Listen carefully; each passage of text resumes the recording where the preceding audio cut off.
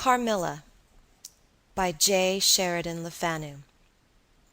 Read by Elizabeth Klett. Prologue. Upon a paper attached to the narrative which follows, Dr. Hesselius has written a rather elaborate note, which he accompanies with a reference to his essay on the strange subject which the manuscript illuminates. This mysterious subject he treats, in that essay, with his usual learning and acumen, and with remarkable directness and condensation. It will form but one volume of the series of that extraordinary man's collected papers.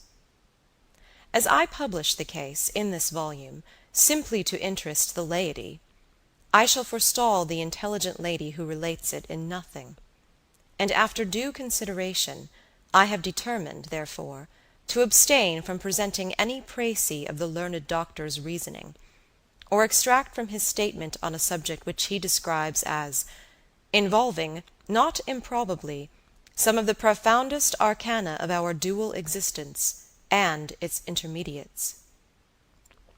I was anxious, on discovering this paper, to reopen the correspondence commenced by Dr. Hesselius so many years before, with a person so clever and careful as his informant seems to have been. Much to my regret, however, I found that she had died in the interval. She probably could have added little to the narrative which she communicates in the following pages, with, so far as I can pronounce, such conscientious particularity.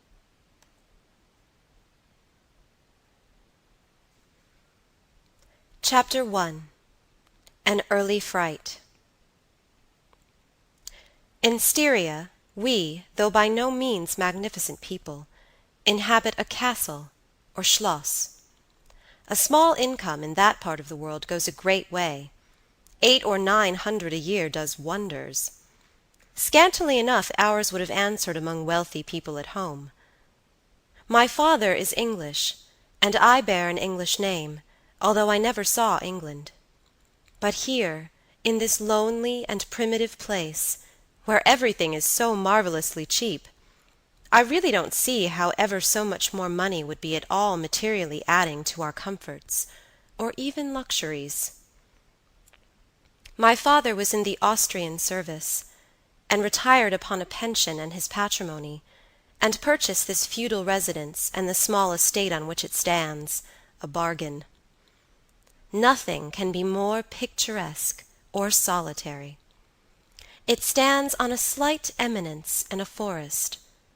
The road, very old and narrow, passes in front of its drawbridge, never raised in my time, and its moat stocked with perch and sailed over by many swans, and floating on its surface white fleets of water lilies.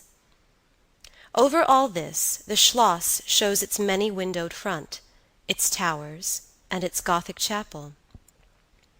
The forest opens in an irregular and very picturesque glade before its gate, and at the right a steep Gothic bridge carries the road over a stream that winds in deep shadow through the wood. I have said that this is a very lonely place. Judge whether I say truth.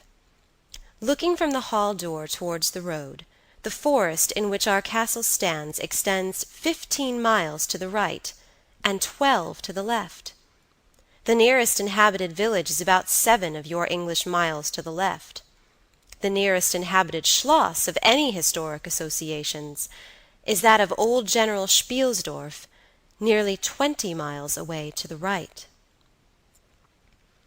I have said the nearest inhabited village, because there is only 3 miles westward, that is to say, in the direction of General Spielsdorf Schloss, a ruined village, with its quaint little church, now roofless, in the aisle of which are the mouldering tombs of the proud family of Karnstein, now extinct, who once owned the equally desolate chateau, which, in the thick of the forest, overlooks the silent ruins of the town.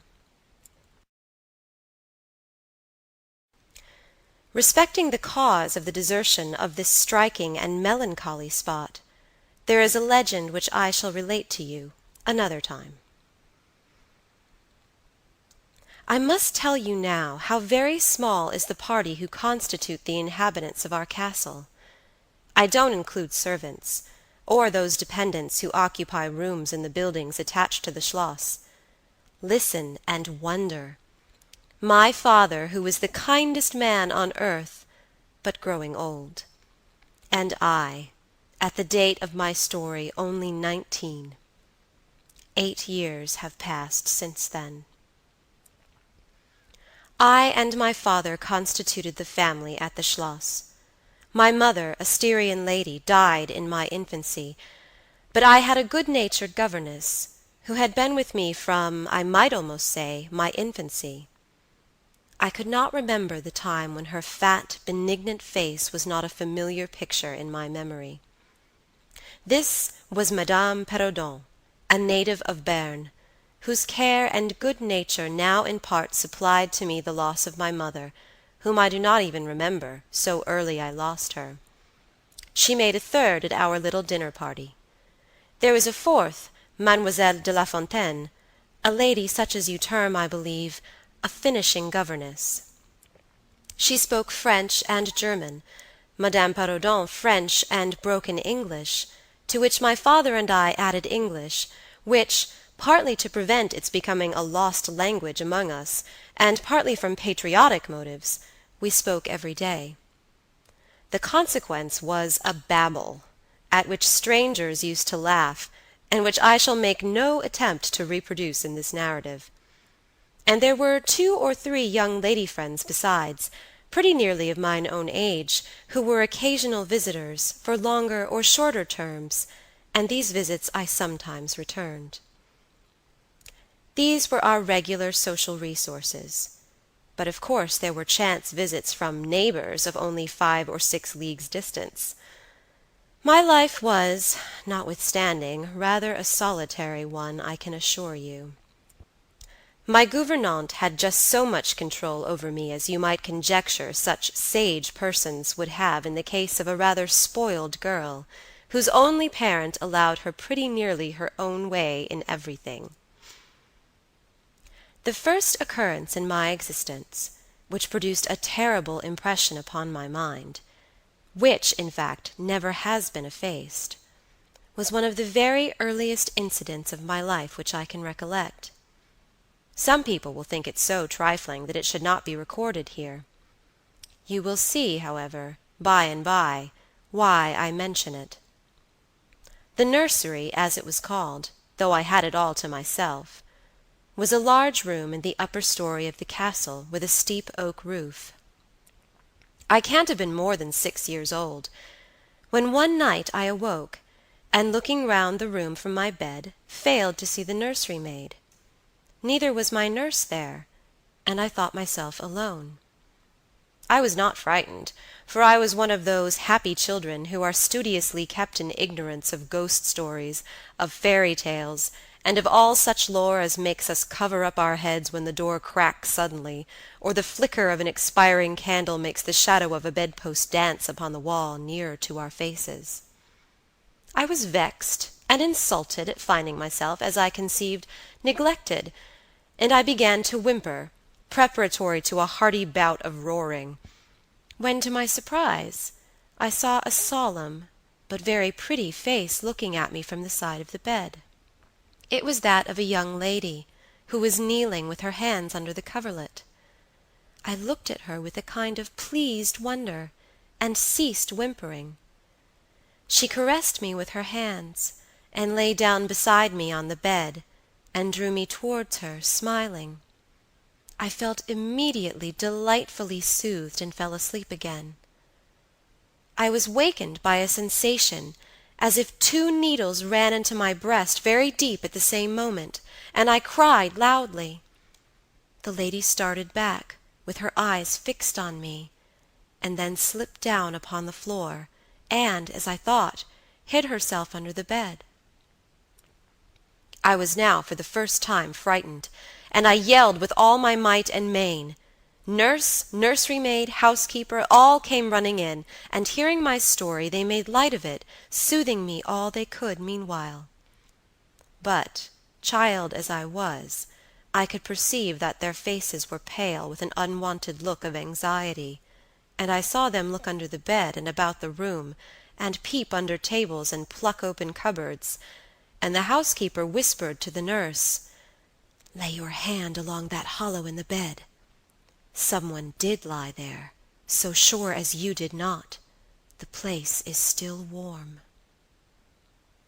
I remember the nursery maid petting me, and all three examining my chest, where I told them I felt the puncture, and pronouncing that there was no sign visible that any such thing had happened to me. The housekeeper and the two other servants who were in charge of the nursery remained sitting up all night, and from that time a servant always sat up in the nursery until I was about 14. I was very nervous for a long time after this. A doctor was called in. He was pallid and elderly. How well I remember his long, saturnine face, slightly pitted with smallpox, and his chestnut wig. For a good while, every second day, he came and gave me medicine, which of course I hated. The morning after I saw this apparition, I was in a state of terror, and could not bear to be left alone, daylight though it was, for a moment. I remember my father coming up and standing at the bedside, and talking cheerfully, and asking the nurse a number of questions, and laughing very heartily at one of the answers, and patting me on the shoulder and kissing me, and telling me not to be frightened, that it was nothing but a dream, and could not hurt me. But I was not comforted, for I knew the visit of the strange woman was not a dream, and I was awfully frightened. I was a little consoled by the nursery maid's assuring me that it was she who had come and looked at me, and lain down beside me in the bed, and that I must have been half dreaming not to have known her face. But this, though supported by the nurse, did not quite satisfy me. I remembered in the course of that day a venerable old man in a black cassock coming into the room with the nurse and housekeeper, and talking a little to them, and very kindly to me. His face was very sweet and gentle, and he told me they were going to pray, and joined my hands together, and desired me to say softly while they were praying, "Lord, hear all good prayers for us, for Jesus' sake." I think those were the very words, for I often repeated them to myself, and my nurse used for years to make me say them in my prayers. I remembered so well the thoughtful, sweet face of that white-haired old man in his black cassock, as he stood in that rude, lofty, brown room with the clumsy furniture of a fashion 300 years old about him, and the scanty light entering its shadowy atmosphere through the small lattice. He kneeled, and the three women with him, and he prayed aloud with an earnest, quavering voice for what appeared to me a long time. I forget all my life preceding that event, and for some time after it is all obscure also, but the scenes I have just described stand out, vivid as the isolated pictures of the phantasmagoria surrounded by darkness. End of Chapter 1. Chapter 2. A Guest. I am now going to tell you something so strange that it will require all your faith in my veracity to believe my story. It is not only true, nevertheless, but truth of which I have been an eye-witness. It was a sweet summer evening, and my father asked me, as he sometimes did, to take a little ramble with him along that beautiful forest vista which I have mentioned as lying in front of the Schloss. "General Spielsdorf cannot come to us so soon as I had hoped," said my father, as we pursued our walk. He was to have paid us a visit of some weeks, and we had expected his arrival next day. He was to have brought with him a young lady, his niece and ward, Mademoiselle Rheinfeldt, whom I had never seen, but whom I had heard described as a very charming girl, and in whose society I had promised myself many happy days. I was more disappointed than a young lady living in a town or a bustling neighborhood can possibly imagine. This visit, and the new acquaintance it promised, had furnished my daydream for many weeks. "And how soon does he come?" I asked. "Not till autumn, not for 2 months, I dare say," he answered. "And I am very glad now, dear, that you never knew Mademoiselle Rheinfeldt." "And why?" I asked, both mortified and curious.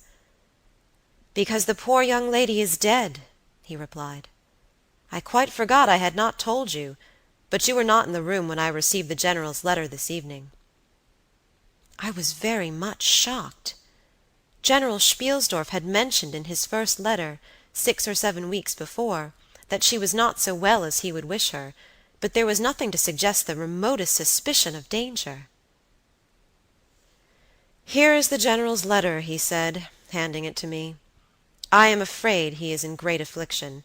The letter appears to me to have been written very nearly in distraction." We sat down on a rude bench, under a group of magnificent lime trees. The sun was setting with all its melancholy splendor behind the sylvan horizon, and the stream that flows beside our home, and passes under the steep old bridge I have mentioned, wound through many a group of noble trees, almost at our feet, reflecting in its current the fading crimson of the sky.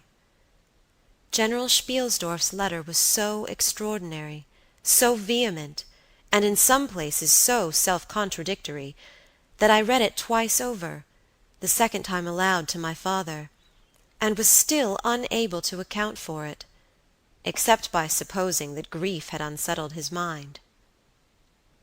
It said, "I have lost my darling daughter, for as such I loved her.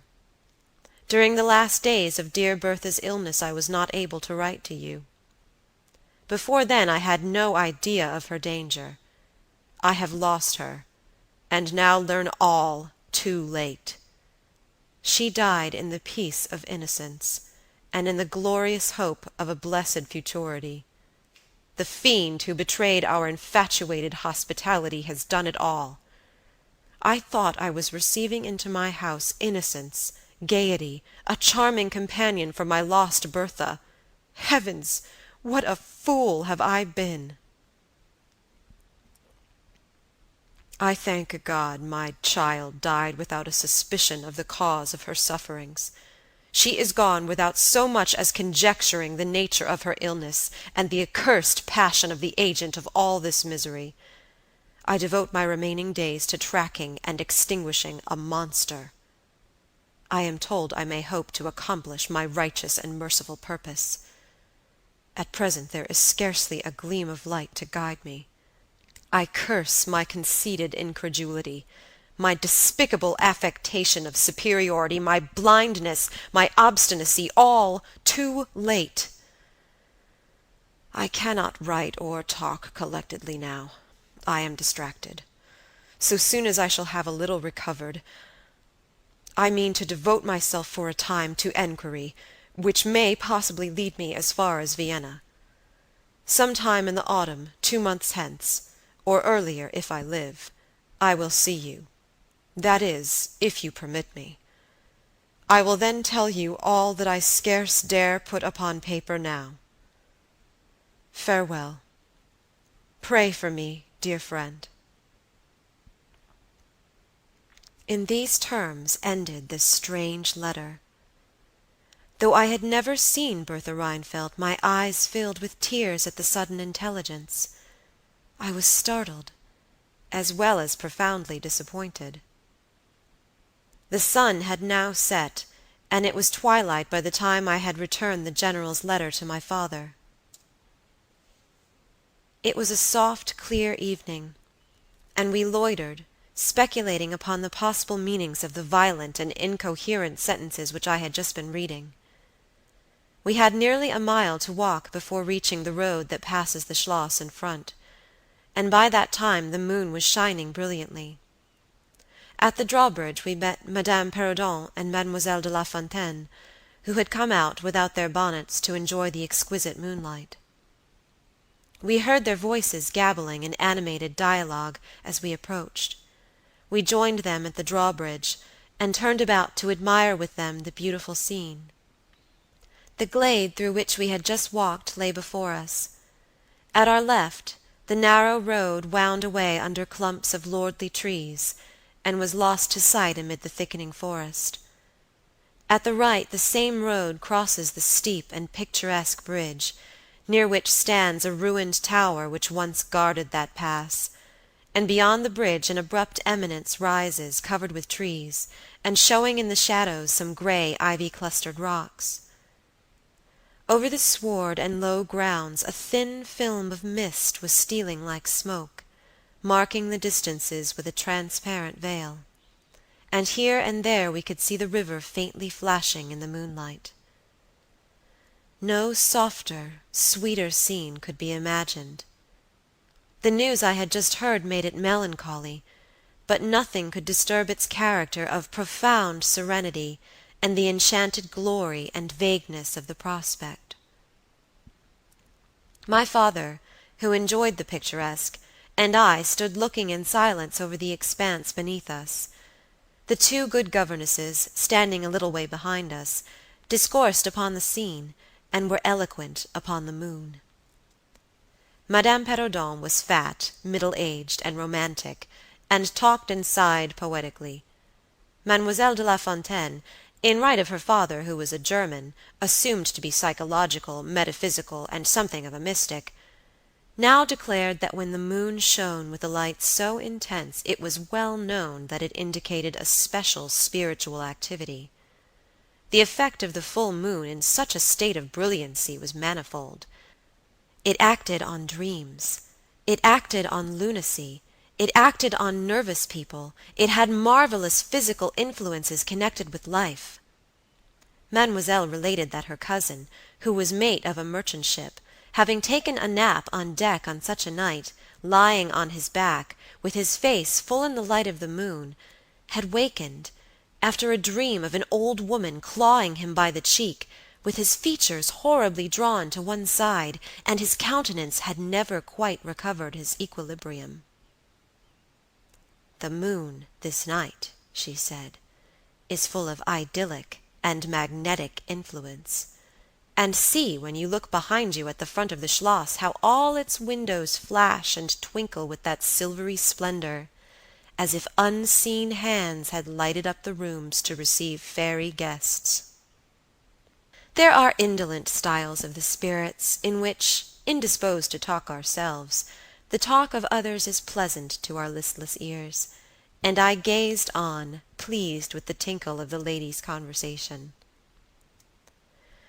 "I have got into one of my moping moods tonight," said my father, after a silence, and quoting Shakespeare, whom, by way of keeping up our English, he used to read aloud, he said, "In truth, I know not why I am so sad. It wearies me. You say it wearies you, but how I got it, came by it, I forget the rest. But I feel as if some great misfortune were hanging over us. I suppose the poor General's afflicted letter has had something to do with it." At this moment, the unwonted sound of carriage wheels and many hoofs upon the road arrested our attention. They seemed to be approaching from the high ground overlooking the bridge, and very soon the equipage emerged from that point. 2 horsemen first crossed the bridge, then came a carriage drawn by 4 horses, and 2 men rode behind.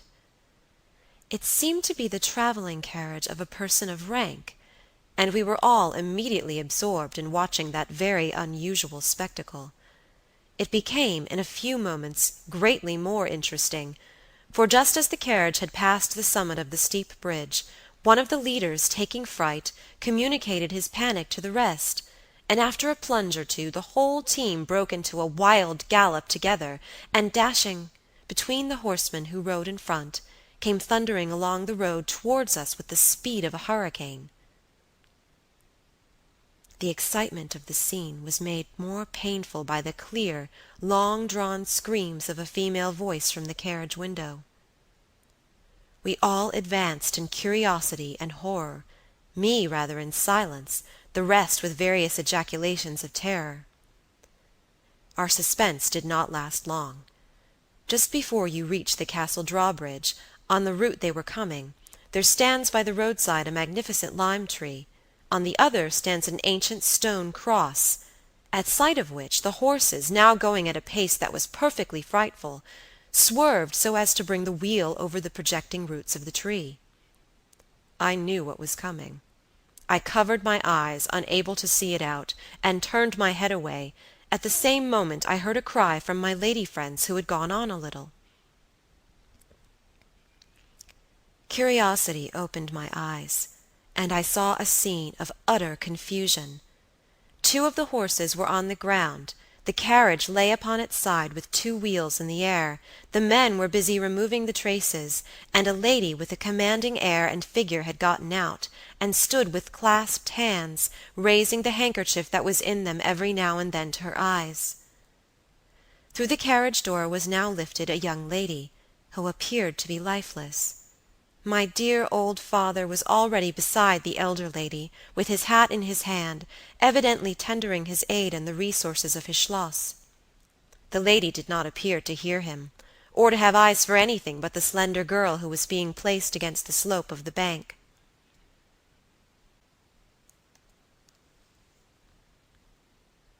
I approached.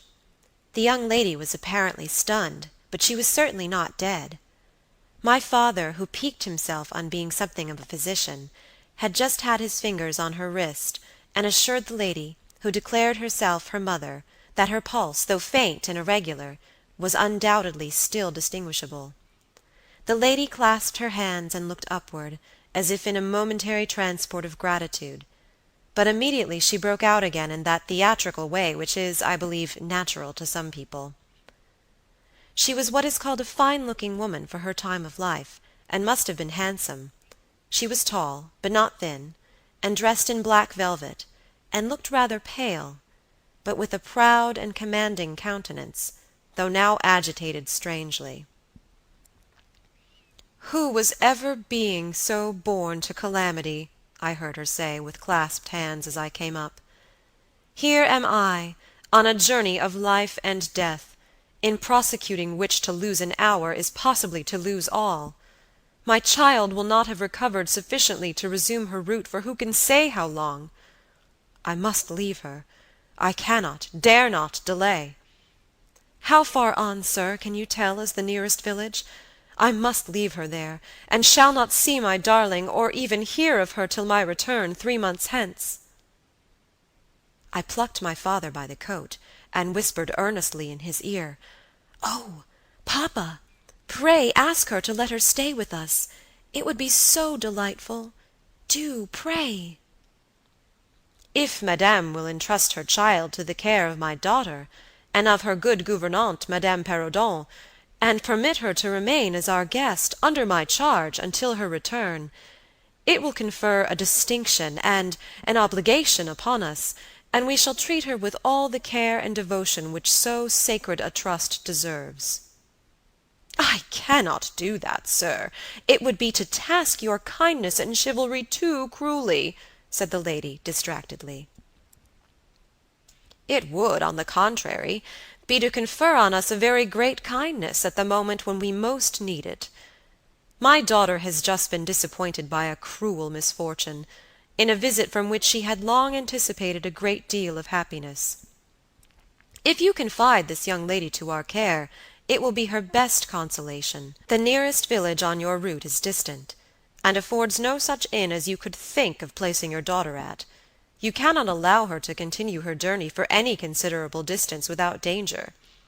If, as you say, you cannot suspend your journey, you must part with her tonight, and nowhere could you do so with more honest assurances of care and tenderness than here."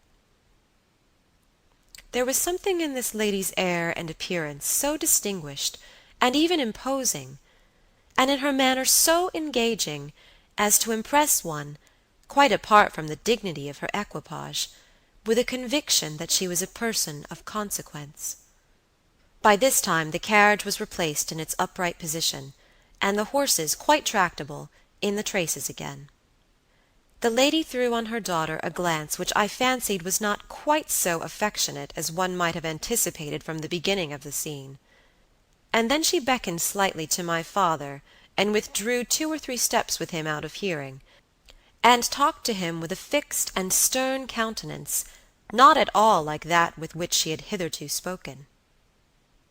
I was filled with wonder that my father did not seem to perceive the change, and also unspeakably curious to learn what it could be that she was speaking, almost in his ear, with so much earnestness and rapidity.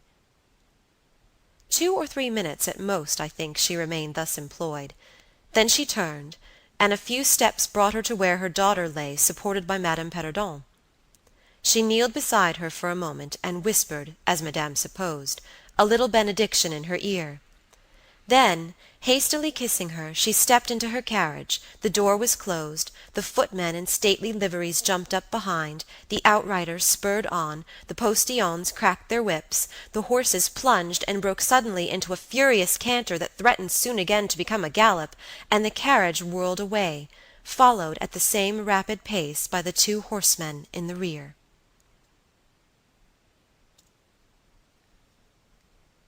End of Chapter 2. Chapter 3. We compare notes. We followed the cortege with our eyes until it was swiftly lost to sight in the misty wood, and the very sound of the hoofs and the wheels died away in the silent night air. Nothing remained to assure us that the adventure had not been an illusion of a moment, but the young lady, who just at that moment opened her eyes. I could not see, for her face was turned from me, but she raised her head, evidently looking about her, and I heard a very sweet voice ask complainingly, "Where is Mamma?" Our good Madame Perrodon answered tenderly, and added some comfortable assurances. I then heard her ask, "Where am I? What is this place?" And after that she said, "I don't see the carriage. And Matska, where is she?" Madame answered all her questions in so far as she understood them, and gradually the young lady remembered how the misadventure came about, and was glad to hear that no one in or in attendance on the carriage was hurt, and on learning that her mamma had left her here till her return in about 3 months, she wept. I was going to add my consolations to those of Madame Perrodon when Mademoiselle de La Fontaine placed her hand upon my arm, saying, "Don't approach. One at a time is as much as she can at present converse with. A very little excitement would possibly overpower her now." As soon as she is comfortably in bed, I thought, I will run up to her room and see her. My father, in the meantime, had sent a servant on horseback for the physician, who lived about 2 leagues away, and a bedroom was being prepared for the young lady's reception. The stranger now rose, and leaning on Madame's arm, walked slowly over the drawbridge and into the castle gate. In the hall, servants waited to receive her, and she was conducted forthwith to her room. The room we usually sat in, as our drawing-room is long, having 4 windows, that looked over the moat and the drawbridge, upon the forest scene I have just described. It is furnished in old carved oak, with large carved cabinets, and the chairs are cushioned with crimson Utrecht velvet. The walls are covered with tapestry, and surrounded with great gold frames, the figures being as large as life, in ancient and very curious costume, and the subjects represented are hunting, hawking, and generally festive. It is not too stately to be extremely comfortable, and here we had our tea, for with his usual patriotic leanings he insisted that the national beverage should make its appearance regularly with our coffee and chocolate. We sat here this night, and with candles lighted, were talking over the adventure of the evening. Madame Perrodon and Mademoiselle de La Fontaine were both part of our party.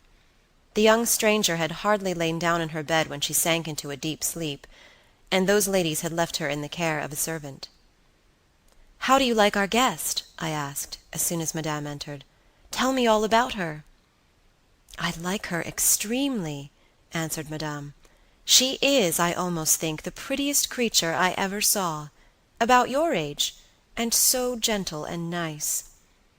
"She is absolutely beautiful," threw in Mademoiselle, who had peeped for a moment into the stranger's room. "And such a sweet voice," added Madame Perrodon. "Did you remark a woman in the carriage after it was set up again who did not get out?" inquired Mademoiselle, "but only looked from the window?" No, we had not seen her. Then she described a hideous black woman, with a sort of colored turban on her head, and who was gazing all the time from the carriage window, nodding and grinning derisively toward the ladies, with gleaming eyes and large white eyeballs, and her teeth set as if in fury. "Did you remark what an ill-looking pack of men the servants were?" asked Madame. "Yes," said my father, who had just come in, "ugly, hang-dog-looking fellows as ever I beheld in my life.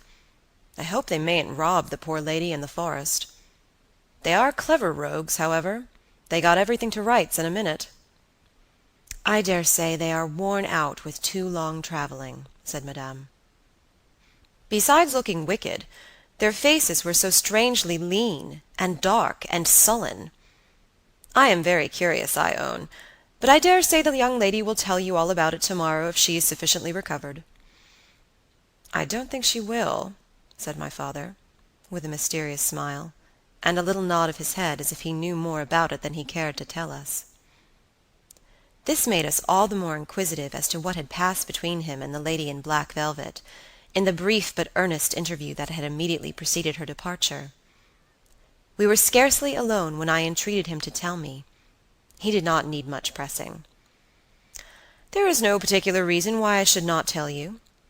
She expressed a reluctance to trouble us with the care of her daughter, saying she was in delicate health, and nervous, but not subject to any kind of seizure, she volunteered that, nor to any illusion, being, in fact, perfectly sane." "How very odd to say all that," I interpolated. "It was so unnecessary." "At all events, it was said," he laughed, "and as you wish to know all that passed, which was very little indeed, I tell you. She then said, 'I am making a long journey of vital importance,' she emphasized the word, 'rapid and secret. I shall return for my child in 3 months. In the meantime she will be silent as to who we are, whence we come, and whither we are traveling.' That is all she said. She spoke very pure French. When she said the word 'secret,' she paused for a few seconds, looking sternly, her eyes fixed on mine. I fancy she makes a great point of that. You saw how quickly she was gone." I hope I have not done a very foolish thing in taking charge of the young lady. For my part, I was delighted. I was longing to see and talk to her, and only waiting till the doctor should give me leave. You who live in towns can have no idea how great an event the introduction of a new friend is in such a solitude as surrounded us. The doctor did not arrive till nearly 1 o'clock, but I could no more have gone to my bed and slept than I could have overtaken on foot the carriage in which the princess in black velvet had driven away. When the physician came down to the drawing-room, it was to report very favorably upon his patient.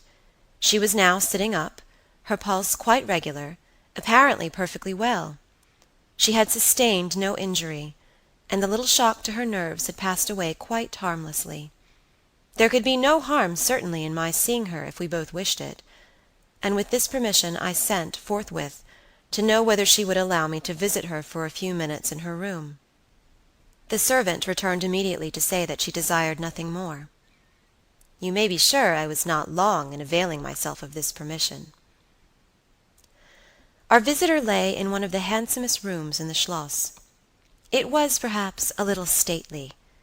There was a sombre piece of tapestry opposite the bed, representing Cleopatra with the asps to her bosom, and other solemn classic scenes were displayed, a little faded, upon the other walls. But there was gold carving, and rich and varied color enough in the other decorations of the room to more than redeem the gloom of the old tapestry. There were candles at the bedside. She was sitting up, her slender, pretty figure enveloped in the soft silk dressing-gown embroidered with flowers and lined with thick quilted silk, which her mother had thrown over her feet as she lay on the ground. What was it that, as I reached the bedside and had just begun my little greeting, struck me dumb in a moment, and made me recoil a step or two from before her? I will tell you. I saw the very face which had visited me in my childhood at night, and which remained so fixed in my memory, and on which I had for so many years so often ruminated with horror, when no one suspected of what I was thinking. It was pretty, even beautiful, and when I first beheld it, wore the same melancholy expression. But this almost instantly lighted into a strange fixed smile of recognition. There was a silence of fully a minute, and then at length she spoke. I could not. "How wonderful!" she exclaimed. "12 years ago I saw your face in a dream, and it has haunted me ever since." "Wonderful indeed!" I repeated, overcoming with an effort the horror that had for a time suspended my utterances.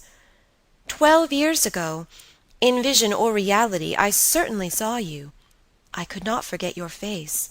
It has remained before my eyes ever since." Her smile had softened. Whatever I had fancied strange in it was gone, and it and her dimpling cheeks were now delightfully pretty and intelligent. I felt reassured, and continued more in the vein which hospitality indicated, to bid her welcome, and to tell her how much pleasure her accidental arrival had given us all, and especially what a happiness it was to me. I took her hand as I spoke. I was a little shy, as lonely people are, but the situation made me eloquent and even bold. She pressed my hand, she laid hers upon it, and her eyes glowed, as looking hastily into mine she smiled again, and blushed. She answered my welcome very prettily. I sat down beside her, still wondering, and she said, "I must tell you my vision about you. It is so very strange that you and I should have had, each of the other, so vivid a dream, that each should have seen, I you, and you me, looking as we do now, when of course we were both mere children. I was a child, about 6 years old, and I awoke from a confused and troubled dream, and found myself in a room unlike my nursery, wainscoted clumsily in some dark wood, and with cupboards and bedsteads and chairs and benches placed about it. The beds were, I thought, all empty, and the room itself without anyone but myself in it, and I, after looking about me for some time, and admiring especially an iron candlestick with 2 branches, which I should certainly know again, crept under one of the beds to reach the window. But as I got from under the bed, I heard someone crying, and looking up, while I was still upon my knees, I saw you, most assuredly you, as I see you now, a beautiful young lady, with golden hair and large blue eyes, and lips, your lips, you as you are here. Your looks won me. I climbed on the bed and put my arms about you, and I think we both fell asleep. I was aroused by a scream. You were sitting up, screaming. I was frightened, and slipped down upon the ground, and it seemed to me lost consciousness for a moment, and when I came to myself I was again in my nursery at home. Your face I have never forgotten since. I could not be misled by the mere resemblance. You are the lady whom I saw then. It was now my turn to relate my corresponding vision, which I did to the undisguised wonder of my new acquaintance. "I don't know which should be most afraid of the other," she said again, smiling. "If you were less pretty, I think I should be very much afraid of you. But being as you are, and you and I both so young, I feel only that I have made your acquaintance 12 years ago, and have already a right to your intimacy. At all events, it does seem as if we were destined from our earliest childhood to be friends. I wonder, whether you feel as strangely drawn towards me as I do to you. I have never had a friend. Shall I find one now?" She sighed, and her fine dark eyes gazed passionately on me. Now the truth is, I felt rather unaccountably towards the beautiful stranger. I did feel, as she said, drawn towards her, but there was also something of repulsion. In this ambiguous feeling, however, the sense of attraction immensely prevailed. She interested and won me. She was so beautiful, and so indescribably engaging. I perceived now something of languor and exhaustion stealing over her, and hastened to bid her good night. "The doctor thinks," I added, "that you ought to have a maid sit up with you tonight. One of ours is waiting, and you will find her a very useful and quiet creature." "How kind of you! But I could not sleep. I never could with an attendant in the room. I shan't require any assistance. And shall I confess my weakness? I am haunted with a terror of robbers. Our house was robbed once, and 2 servants murdered, so I always lock my door. It has become a habit. And you look so kind, I know you will forgive me. I see there is a key in the lock." She held me close in her pretty arms for a moment, and whispered in my ear, "Good night, darling. It is very hard to part with you, but good night. Tomorrow, but not early, I shall see you again." She sank back on the pillow with a sigh, and her fine eyes followed me with a fond and melancholy gaze, and she murmured again, "Good night, dear friend." Young people like, and even love, on impulse. I was flattered by the evident, though as yet undeserved, fondness she showed me. I liked the confidence with which she at once received me. She was determined that we should be very near friends. Next day came, and we met again. I was delighted with my companion, that is to say, in many respects. Her looks lost nothing in daylight. She was most certainly the most beautiful creature I had ever seen, and the unpleasant remembrance of the face presented in my early dream had lost the effect of the first unexpected recognition. She confessed that she had experienced a similar shock on seeing me, and precisely the same faint antipathy that had mingled with my admiration of her. We now laughed together over our momentary horrors. End of Chapter 3. Chapter 4. Her habits. A saunter. I told you that I was charmed with her in most particulars. There were some that did not please me so well. She was above the middle height of women. I shall begin by describing her. She was slender and wonderfully graceful, except that her movements were languid, very languid. Indeed, there was nothing in her appearance to indicate an invalid. Her complexion was rich and brilliant, her features were small and beautifully formed, her eyes large, dark, and lustrous. Her hair was quite wonderful. I never saw hair so magnificently thick and long when it was down about her shoulders.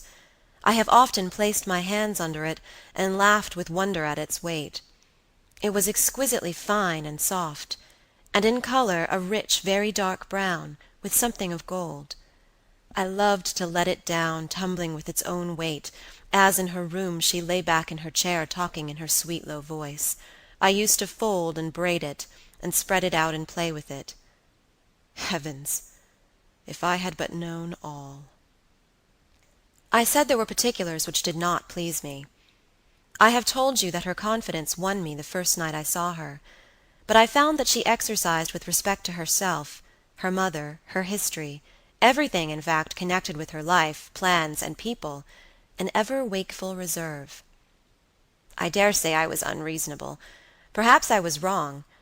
I dare say I ought to have respected the solemn injunction laid upon my father by the stately lady in black velvet. But curiosity is a restless and unscrupulous passion, and no one girl can endure with patience that hers should be baffled by another. What harm could it do anyone to tell me what I so ardently desired to know? Had she no trust in my good sense or honor? Why would she not believe me when I assured her so solemnly that I would not divulge one syllable of what she told me to any mortal breathing? There was a coldness, it seemed to me, beyond her years, in her smiling, melancholy, persistent refusal to afford me the least ray of light. I cannot say we quarreled upon this point, for she would not quarrel upon any. It was, of course, very unfair of me to press her, very ill-bred, but really I could not help it, and I might just as well have let it alone. What she did tell me amounted, in my unconscionable estimation, to nothing. It was all summed up in 3 very vague disclosures. First, her name was Carmilla. Second, her family was very ancient and noble. Third, her home lay in the direction of the west. She would not tell me the name of her family, nor their armorial bearings, nor the name of their estate, nor even that of the country they lived in. You are not to suppose that I worried her incessantly on these subjects. I watched opportunity, and rather insinuated than urged my inquiries. Once or twice, indeed, I did attack her more directly, but no matter what my tactics, utter failure was invariably the result. Reproaches and caresses were all lost upon her. But I must add this, that her evasion was conducted with so pretty a melancholy and deprecation, with so many and even passionate declarations of her liking for me, and trust in my honor, and with so many promises that I should at last know all, that I could not find it in my heart long to be offended with her. She used to place her pretty arms around my neck, draw me to her, and laying her cheek to mine, murmur with her lips near my ear, "Dearest, your little heart is wounded. Think me not cruel because I obey the irresistible law of my strength and weakness. If your dear heart is wounded, my wild heart bleeds with yours. In the rapture of my enormous humiliation, I live in your warm life, and you shall die, sweetly die into mine. I cannot help it. As I draw near to you, you in your turn will draw near to others, and learn the rapture of that cruelty which yet is love. So for a while seek to know no more of me and mine, but trust me with all your loving spirit." And when she had spoken such a rhapsody, she would press me more closely in her trembling embrace, and her lips in soft kisses gently glow upon my cheek. Her agitations and her language were unintelligible to me. From these foolish embraces, which were not of very frequent occurrence, I must allow I used to wish to extricate myself, but my energies seemed to fail me. Her murmured words sounded like a lullaby in my ear, and soothed my resistance into a trance, from which I only seemed to recover myself when she withdrew her arms. In these mysterious moods I did not like her. I experienced a strange, tumultuous excitement that was pleasurable, ever and anon, mingled with a vague sense of fear and distrust.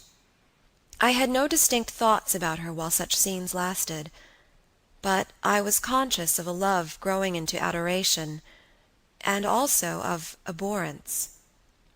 This, I know, is paradox, but I can make no other attempt to explain the feeling. I now write, after an interval of more than 10 years, with a trembling hand, with a confused and horrible recollection of certain occurrences and situations, in the ordeal through which I was unconsciously passing, though with a very vivid and sharp remembrance of the main current of my story. But, I suspect, in all lives there are certain emotional scenes, those in which our passions have been most wildly and terribly roused, that are of all others the most vaguely and dimly remembered. Sometimes, after an hour of apathy, My strange and beautiful companion would take my hand and hold it with a fond pressure, renewed again and again. Blushing softly, gazing in my face with languid and burning eyes, and breathing so fast that her dress rose and fell with the tumultuous respiration. It was like the ardor of a lover. It embarrassed me. It was hateful, and yet overpowering.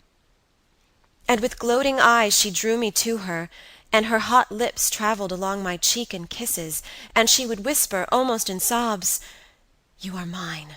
You shall be mine. You and I are one forever." Then she had thrown herself back in her chair, with her small hands over her eyes, leaving me trembling. "Are we related?" I used to ask. "What can you mean by all this? I remind you perhaps of someone whom you love, but you must not. I hate it. I don't know you. I don't know myself when you look so and talk so." She used to sigh at my vehemence, then turn away and drop my hand. Respecting these very extraordinary manifestations, I strove in vain to form any satisfactory theory. I could not refer them to affectation or trick. It was unmistakably the momentary breaking out of suppressed instinct and emotion. Was she, notwithstanding her mother's volunteered denial, subject to brief visitations of insanity? Or was there here a disguise and a romance? I had read in old storybooks of such things. What if a boyish lover had found his way into the house, and sought to prosecute his suit in masquerade, with the assistance of a clever old adventuress? But there were many things against this hypothesis, highly interesting as it was to my vanity. I could boast of no little attentions, such as masculine gallantry delights to offer. Between these passionate moments there were long intervals of commonplace, of gaiety, of brooding melancholy, during which, except that I detected her eyes so full of melancholy fire, following me, at times I might have been as nothing to her. Except in these brief periods of mysterious excitement her ways were girlish, and there was always a languor about her, quite incompatible with the masculine system in a state of health. In some respects her habits were odd, perhaps not so singular in the opinion of a town lady like you, as they appeared to us rustic people. She used to come down very late, generally not till 1 o'clock. She would then take a cup of chocolate, but eat nothing. We then went out for a walk, which was a mere saunter, and she seemed almost immediately exhausted, and either returned to the schloss or sat on one of the benches that were placed here and there among the trees. This was a bodily languor in which her mind did not sympathize. She was always an animated talker, and very intelligent. She sometimes alluded for a moment to her own home, or mentioned an adventure or situation, or an early recollection which indicated a people of strange manners, and described customs of which we knew nothing. I gathered from these chance hints that her native country was much more remote than I had at first fancied.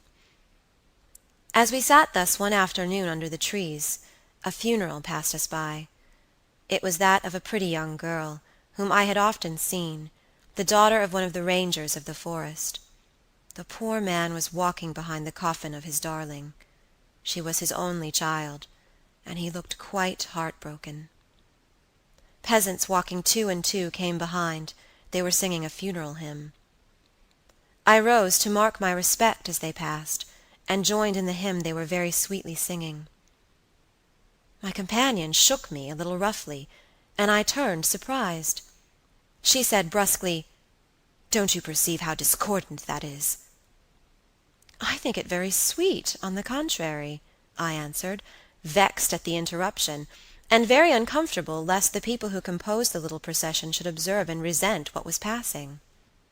I resumed, therefore, instantly, and was again interrupted. "You pierce my ears," said Carmilla, almost angrily, and stopping her ears with her tiny fingers. "Besides, how can you tell that your religion and mine are the same? Your forms wound me, and I hate funerals. What a fuss! Why, you must die, everyone must die, and all are happier when they do. Come home." "My father has gone on with the clergyman to the churchyard. I thought you knew she was to be buried today." "She? I don't trouble my head about peasants. I don't know who she is," answered Carmilla, with a flash from her fine eyes. "She is the poor girl who fancied she saw a ghost a fortnight ago, and has been dying ever since, till yesterday, when she expired." "Tell me nothing about ghosts. I shan't sleep tonight if you do." "I hope there is no plague or fever coming. All this looks very like it," I continued. "The swineherd's young wife died only a week ago, and she thought something seized her by the throat as she lay in her bed, and nearly strangled her. Papa says some horrible fancies do accompany some forms of fever. She was quite well the day before. She sank afterwards, and died before a week." "Well, her funeral is over, I hope, and her hymn sung, and our ears shan't be tortured with that discord and jargon. Oh, it has made me nervous. Sit down here, beside me. Sit close. Hold my hand. Press it hard. Hard. Harder." We had moved a little back, and had come to another seat. She sat down. Her face underwent a change that alarmed and even terrified me for a moment. It darkened, and became horribly livid. Her teeth and hands were clenched, and she frowned and compressed her lips, while she stared down upon the ground at her feet, and trembled all over with a continued shudder as irrepressible as ague. All her energy seemed strained to suppress a fit, with which she was then breathlessly tugging. And at length a low, convulsive cry of suffering broke from her, and gradually the hysteria subsided. "There, that comes of strangling people with hymns," she said at last. Hold me still. It is passing away." And so gradually it did, and perhaps to dissipate the somber impression which this spectacle had left upon me, she became unusually animated and chatty, and so we got home. This was the first time I had seen her exhibit any definable symptoms of that delicacy of health which her mother had spoken of. It was the first time also I had seen her exhibit anything like temper. Both passed away like a summer cloud, and never but once afterwards did I witness on her part a momentary sign of anger. I will tell you how it happened. She and I were looking out of one of the long drawing-room windows, when there entered the courtyard over the drawbridge the figure of a wanderer whom I knew very well. He used to visit the Schloss generally twice a year.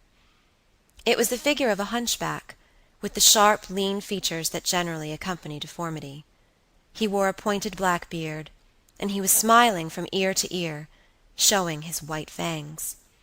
He was dressed in buff, black, and scarlet, and crossed with more straps and belts than I could count, from which hung all manner of things. Behind he carried a magic lantern, and two boxes which I well knew, in one of which was a salamander, and the other a mandrake. These monsters used to make my father laugh. They were compounded of parts of monkeys, parrots, squirrels, fish, and hedgehogs, dried and stitched together with great neatness and startling effect. He had a fiddle, a box of conjuring apparatus, a pair of foils and masks attached to his belt, several other mysterious cases dangling about him, and a black staff with copper ferrules in his hand. His companion was a rough, spare dog that followed at his heels, but stopped short, suspiciously, at the drawbridge, and in a little while began to howl dismally. In the meantime, the mountebank, standing in the midst of the courtyard, raised his grotesque hat and made us a very ceremonious bow, paying his compliments very volubly in execrable French, and German not much better. Then, disengaging his fiddle, he began to scrape a lively air to which he sang with a merry discord, dancing with ludicrous airs and activity that made me laugh in spite of the dog's howling. Then he advanced to the window with many smiles and salutations, and his hat in his left hand, his fiddle under his arm, and with a fluency that never took breath, he gabbled a long advertisement of all his accomplishments, and the resources of the various arts which he placed at our service, and the curiosities and entertainments which it was in his power, at our bidding, to display. "Will your ladyships be pleased to buy an amulet against the oupire, which is going like the wolf, I hear, through these woods?" he said, dropping his hat on the pavement. "They are dying of it right and left, and here is a charm that never fails, only pinned to the pillow, and you may laugh in his face." These charms consisted of oblong slips of vellum, with cabalistic ciphers and diagrams upon them. Carmilla instantly purchased one, and so did I. He was looking up, and we were smiling down upon him, amused. At least, I can answer for myself. His piercing black eye, as he looked up in our faces, seemed to detect something that fixed for a moment his curiosity. In an instant he unrolled a leather case, full of all manner of odd little steel instruments. "See here, my lady," he said, displaying it and addressing me. "I profess, among other things less useful, the art of dentistry." "Plague take the dog!" he interpolated. "Silence, beast! He howls so that your ladyships can scarcely hear a word." "Your noble friend, the young lady at your right, has the sharpest tooth, long, thin, pointed, like an awl, like a needle. With my sharp and long sight, as I look up, I have seen it distinctly. Now, if it happens to hurt the young lady, and I think it must, here am I. Here are my file, my punch, my nippers. I will make it round and blunt, if her ladyship pleases. No longer the tooth of a fish, but of a beautiful young lady as she is. Hey, is the young lady displeased? Have I been too bold? Have I offended her?" The young lady, indeed, looked very angry as she drew back from the window. "How dare that mountebank insult us so? Where is your father? I shall demand redress from him. My father would have had the wretch tied up to the pump and flogged with a cart-whip, and burnt to the bones with the cattle-brand." She retired from the window a step or two, and sat down, and had hardly lost sight of the offender, when her wrath subsided as suddenly as it had risen, and she gradually recovered her usual tone, and seemed to forget the little hunchback and his follies. My father was out of spirits that evening. On coming in, he told us that there had been another case, very similar to the two fatal ones which had lately occurred. The sister of a young peasant on his estate, only a mile away, was very ill, had been, as she described it, attacked very nearly in the same way, and was now slowly but steadily sinking. "All this," said my father, "is strictly referable to natural causes. These poor people infect one another with their superstitions, and so repeat in imagination the images of terror that have infested their neighbors." "But that very circumstance frightens one horribly," said Carmilla. "How so?" inquired my father. "I am so afraid of fancying I see such things. I think it would be as bad as reality." "We are in God's hands. Nothing can happen without his permission, and all will end well for those who love him. He is our faithful Creator. He has made us all, and will take care of us." "Creator? Nature?" said the young lady, in answer to my gentle father. "And this disease that invades the country is natural?" "Nature. All things proceed from nature, don't they? All things in the heaven, in the earth, and under the earth, act and live as nature ordains? I think so." "The doctor said he would come here today," said my father, after a silence. "I want to know what he thinks about it, and what he thinks we had better do." "Doctors never did me any good," said Carmilla. "Then you have been ill?" I asked. "More ill than ever you were," she answered. "Long ago?" "Yes, a long time. I suffered from this very illness, but I forget all but my pain and weakness, and they were not so bad as are suffered in other diseases." "You were very young, then?" "I dare say, let us talk no more of it. You would not wound a friend." She looked languidly in my eyes, and passed her arm round my waist lovingly, and led me out of the room. My father was busy over some papers near the window. "Why does your papa like to frighten us?"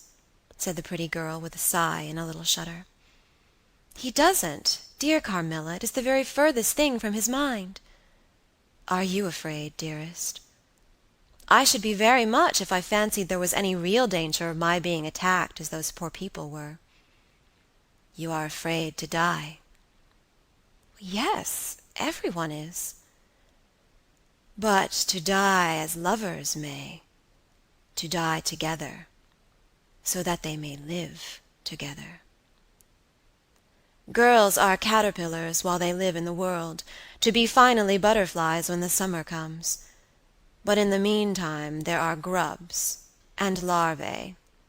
Don't you see, each with their peculiar propensities, necessities, and structure.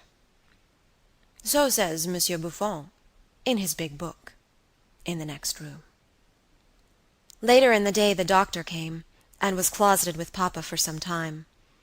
He was a skillful man, of 60 and upwards. He wore powder, and shaved his pale face as smooth as a pumpkin. He and papa emerged from the room together, and I heard papa laugh and say as they came out, "Well, I do wonder at a wise man like you. What do you say to hippogriffs and dragons?" The doctor was smiling, and made answer, shaking his head, "Nevertheless, life and death are mysterious states, and we know little of the resources of either." And they walked on, and I heard no more. I did not then know what the doctor had been broaching, but I think I guess it now.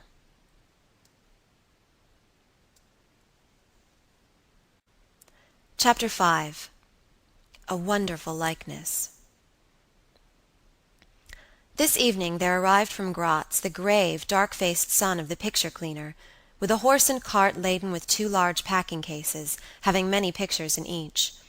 It was a journey of 10 leagues, and whenever a messenger arrived at the Schloss from our little capital of Gratz, we used to crowd about him in the hall to hear the news. This arrival created in our secluded quarters quite a sensation. The cases remained in the hall, and the messenger was taken charge of by the servants till he had eaten his supper. Then, with assistants, and armed with hammer, ripping chisel, and turn-screw, he met us in the hall, where we had assembled to witness the unpacking of the cases. Carmilla sat looking listlessly on, while one after the other the old pictures, nearly all portraits, which had undergone the process of renovation, were brought to light. My mother was of an old Hungarian family, and most of these pictures, which were about to be restored to their places, had come to us through her. My father had a list in his hand from which he read, as the artist rummaged out the corresponding numbers. I don't know that the pictures were very good, but they were undoubtedly very old, and some of them very curious also. They had for the most part the merit of being now seen by me, I may say, for the first time, for the smoke and dust of time had all but obliterated them. "There is a picture I have not yet seen," said my father. "In one corner at the top of it is the name, as well as I could read, Marcia Karnstein, and the date 1698, and I am curious to see how it has turned out." I remembered it. It was a small picture about 1.5 feet high, and nearly square, without a frame, but it was so blackened by age I could not make it out. The artist now produced it, with evident pride. It was quite beautiful. It was startling. It seemed to live. It was the effigy of Carmilla. "Carmilla, dear, here is an absolute miracle. Here you are, living, smiling, ready to speak in this picture. Isn't it beautiful, papa?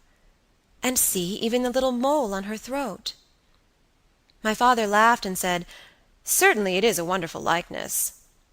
But he looked away, and to my surprise seemed but little struck by it, and went on talking to the picture cleaner, who was also something of an artist, and discoursed with intelligence about the portraits or other works, which his art had just brought into light and color, while I was more and more lost in wonder the more I looked at the picture. "Will you let me hang this picture in my room, papa?" I asked. "Certainly, dear," he said, smiling. I am very glad you think it so like. It must be prettier even than I thought, if it is." The young lady did not acknowledge this pretty speech, did not seem to hear it. She was leaning back in her seat, her fine eyes under their long lashes gazing on me in contemplation, and she smiled in a kind of rapture. "And now you can read quite plainly the name that is written in the corner. It is not Marcia. It looks as if it was done in gold.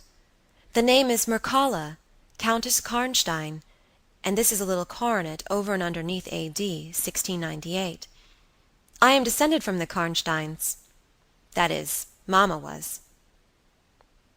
"Ah," said the lady, languidly. "So am I think. A very long descent, very ancient. Are there any Karnsteins living now?" "None who bear the name, I believe. The family were ruined, I believe, in some civil wars long ago, but the ruins of the castle are only about 3 miles away." "How interesting," she said languidly. "But see, what beautiful moonlight." She glanced through the hall door, which stood a little open. "Suppose you take a little ramble around the court, and look down at the road and river." "It is so like the night you came to us," I said. She sighed, smiling. She rose, and with each her arm about the other's waist, we walked out upon the pavement. In silence, slowly we walked down to the drawbridge where the beautiful landscape opened before us. "And so you were thinking of the night I came here," she almost whispered.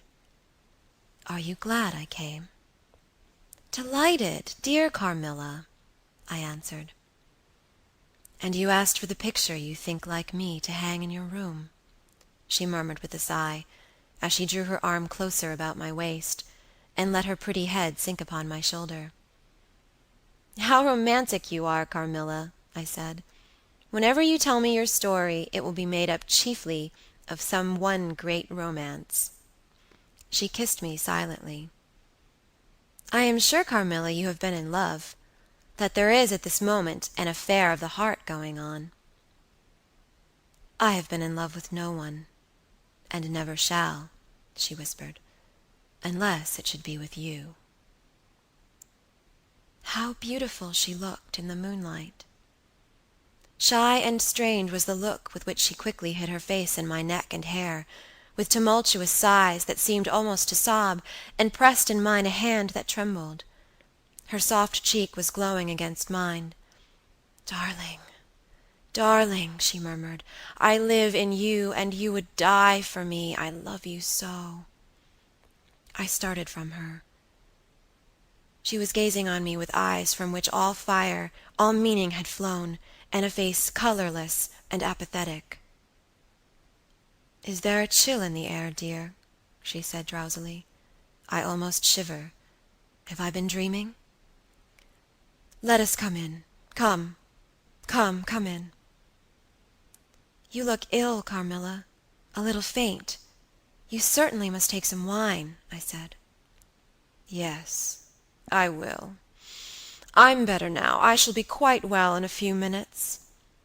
Yes, do give me a little wine," answered Carmilla as we approached the door. "Let us look again for a moment. It is the last time, perhaps, I shall see the moonlight with you." "How do you feel now, dear Carmilla? Are you really better?"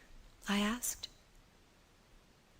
I was beginning to take alarm, lest she should have been stricken with the strange epidemic that they said had invaded the country about us. "Papa would be grieved beyond measure," I added, "if he thought you were ever so little ill, without immediately letting us know. We have a very skillful doctor near us, the physician who was with papa today." "I'm sure he is.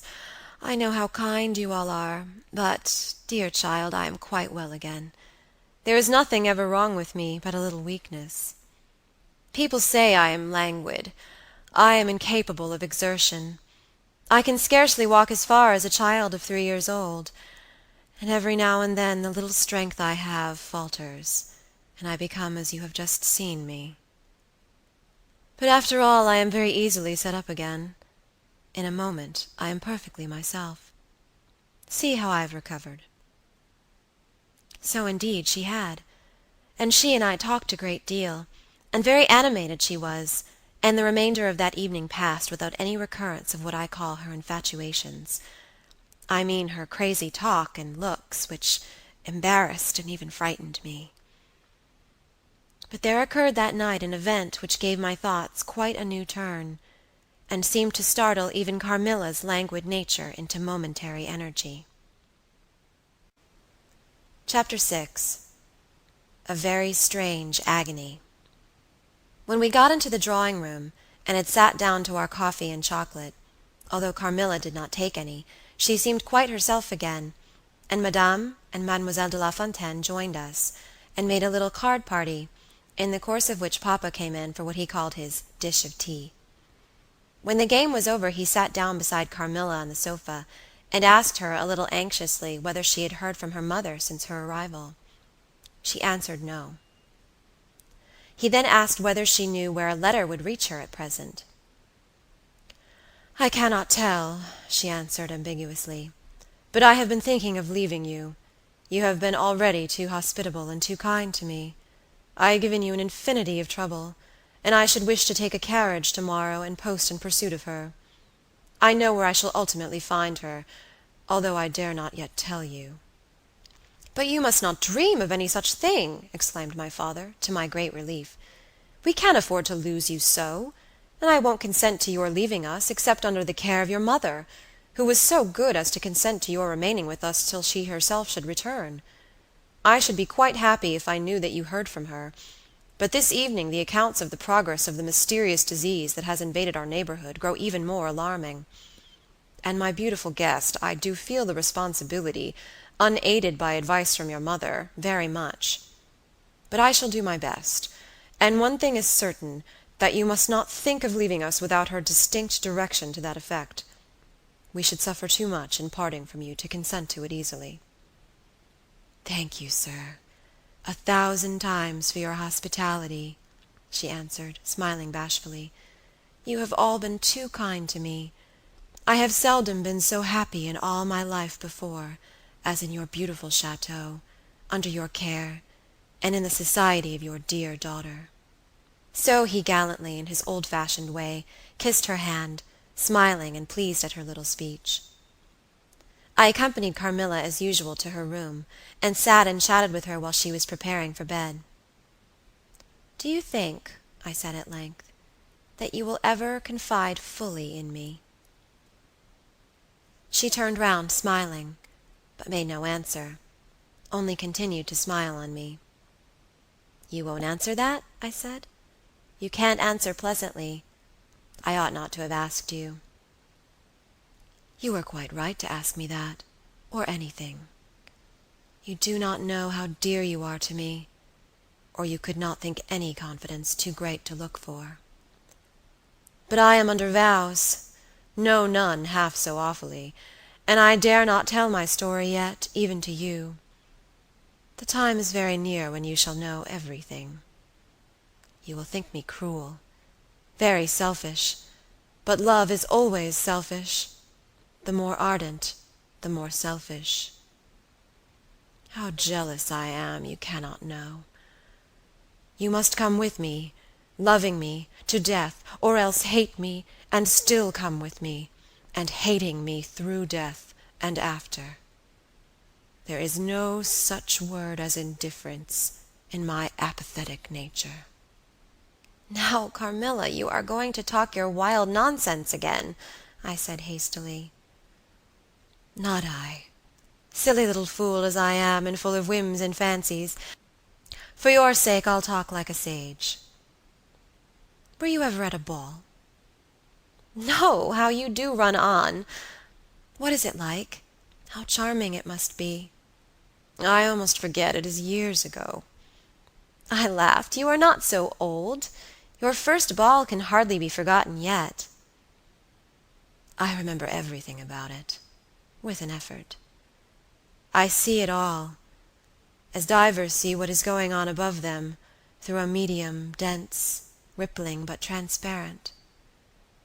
There occurred that night what has confused the picture and made its colors faint. I was all but assassinated in my bed. wounded here," she touched her breast, "and never was the same since." "Were you near dying?" "Yes, very. A cruel love, strange love that would have taken my life. Love will have its sacrifices. No sacrifice without blood. Let us go to sleep now. I feel so lazy. How can I get up just now and lock my door?" She was lying with her tiny hands buried in her rich wavy hair, under her cheek. Her little head upon the pillow, and her glittering eyes followed me whenever I moved, with a kind of shy smile that I could not decipher. I bid her good night, and crept from the room with an uncomfortable sensation. I often wondered whether our pretty guest ever said her prayers. I certainly had never seen her upon her knees. In the morning she never came down until long after our family prayers were over, and at night she never left the drawing-room to attend our brief evening prayers in the hall. If it had not been that it had casually come out in one of our careless talks that she had been baptized, I should have doubted her being a Christian. Religion was a subject on which I had never heard her speak a word.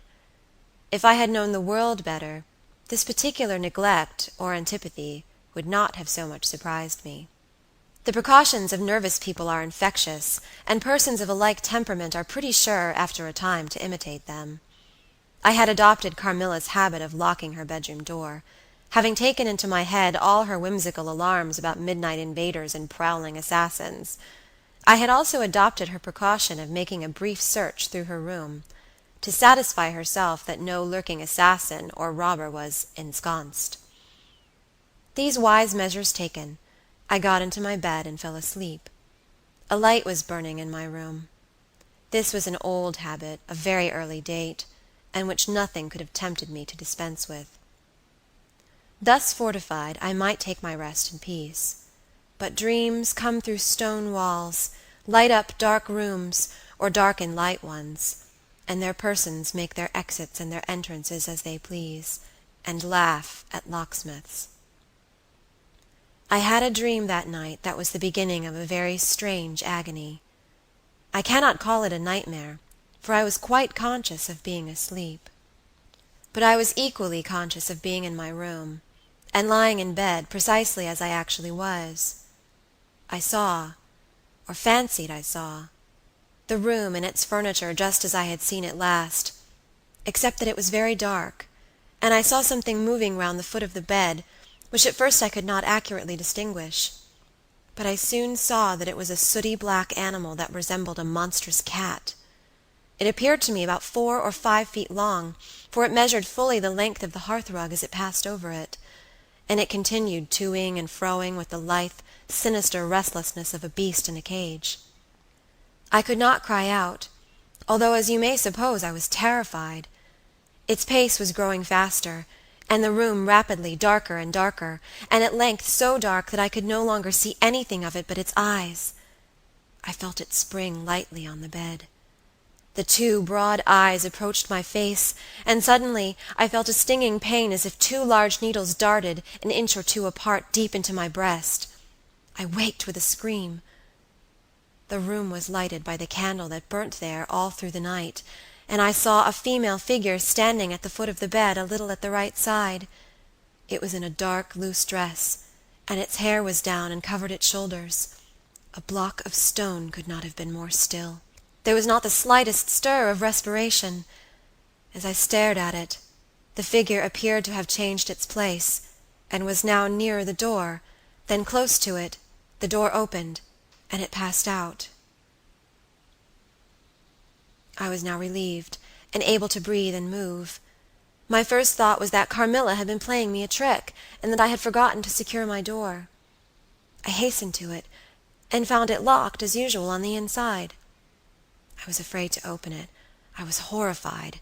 I sprang into my bed and covered my head up in the bedclothes, and lay there, more dead than alive, till morning. Chapter 7. Descending. It would be vain my attempting to tell you the horror with which, even now, I recall the occurrence of that night. It was no such transitory terror as a dream leaves behind it. It seemed to deepen by time, and communicated itself to the room and the very furniture that had encompassed the apparition. I could not bear next day to be alone for a moment. I should have told papa, but for two opposite reasons. At one time I thought he would laugh at my story, and I could not bear its being treated as a jest, and at another, I thought he might fancy that I had been attacked by the mysterious complaint which had invaded our neighborhood. I had myself no misgiving of the kind, and as he had been rather an invalid for some time, I was afraid of alarming him. I was comfortable enough with my good-natured companions, Madame Perrodon and the vivacious Mademoiselle La Fontaine. They both perceived that I was out of spirits and nervous, and at length I told them what lay so heavy at my heart. Mademoiselle laughed, but I fancied that Madame Perrodon looked anxious. "By the by," said Mademoiselle, laughing, "the long lime-tree walk behind Carmilla's bedroom window is haunted." "Nonsense!" exclaimed Madame, who probably thought the theme rather inopportune. "And who tells that story, my dear?" "Martin says he came up twice when the old yard gate was being repaired before sunrise, and twice saw the same female figure walking down the lime-tree avenue." "So well he might, as long as there are cows to milk in the river fields," said Madame. "I dare say, but Martin chooses to be frightened, and never did I see fool more frightened." "You must not say a word about it to Carmilla, because she can see down that walk from her room window," I interposed, "and she is, if possible, a greater coward than I." Carmilla came down rather later than usual that day. "I was so frightened last night," she said, so soon as we were together, "and I am sure I should have seen something dreadful if it had not been for that charm I bought from the poor little hunchback who I called such hard names. I had a dream of something black coming round my bed, and I awoke in perfect horror, and I really thought for some seconds I saw a dark figure near the chimney-piece. But I felt under my pillow for my charm, and the moment my fingers touched it, the figure disappeared, and I felt quite certain, only that I had it by me, that something frightful would have made its appearance, and perhaps throttled me as it did those poor people we heard of." "Well, listen to me," I began, and recounted my adventure, at the recital of which she appeared horrified. "And had you the charm near you?" she asked earnestly. "No, I had dropped it into a china vase in the drawing-room, but I shall certainly take it with me tonight, as you have so much faith in it. At this distance of time I cannot tell you, or even understand, how I overcame my horror so effectually as to lie alone in my room that night. I remember distinctly that I pinned the charm to my pillow. I fell asleep almost immediately, and slept even more soundly than usual all night. Next night I passed as well. My sleep was delightfully deep and dreamless. But I wakened with a sense of lassitude and melancholy, which, however, did not exceed a degree that was almost luxurious. "Well, I told you so," said Carmilla, when I described my night's sleep. "I had such delightful sleep myself last night. I pinned the charm to the breast of my nightdress. It was too far away the night before. I am quite sure it was all fancy, except the dreams. I used to think that evil spirits made dreams, but our doctor told me it is no such thing. Only a fever passing by, or some other malady, as they often do, he said, knocks at the door, and not being able to get in, passes on, with that alarm." "And what do you think the charm is?" said I. "It has been fumigated or immersed in some drug, and is an antidote against the malaria," she answered. "Then it acts only on the body?" "Certainly. You don't suppose that evil spirits are frightened by bits of ribbon, or the perfumes of a druggist's shop? No, these complaints, wandering in the air, begin by trying the nerves, and so infect the brain, but before they can seize upon you, the antidote repels them. That, I am sure, is what the charm has done for us. It is nothing magical. It is simply natural. I should have been happier if I could quite have agreed with Carmilla, but I did my best, and the impression was a little losing its force. For some nights I slept profoundly, but still every morning I felt the same lassitude, and a languor weighed upon me all day. I felt myself a changed girl. A strange melancholy was stealing over me, a melancholy that I would not have interrupted. Dim thoughts of death began to open, and an idea that I was slowly sinking took gentle, and somehow not unwelcome possession of me. If it was sad, the tone of mind which this induced was also sweet. Whatever it might be, my soul acquiesced in it. I would not admit that I was ill. I would not consent to tell my papa, or to have the doctor sent for. Carmilla became more devoted to me than ever, and her strange paroxysms of languid adoration more frequent. She used to gloat on me with increasing ardor, the more my strength and spirits waned. This always shocked me, like a momentary glare of insanity. Without knowing it, I was now in a pretty advanced stage of the strangest illness under which mortal ever suffered. There was an unaccountable fascination in its earlier symptoms that more than reconciled me to the incapacitating effect of that stage of the malady. This fascination increased for a time, until it reached a certain point, when gradually a sense of the horrible mingled itself with it, deepening, as you shall hear, until it discolored and perverted the whole state of my life. The first change I experienced was rather agreeable. It was very near the turning point from which began the descent of Avernus. Certain vague and strange sensations visited me in my sleep. The prevailing one was of that pleasant, peculiar, cold thrill which we feel in bathing, when we move against the current of a river.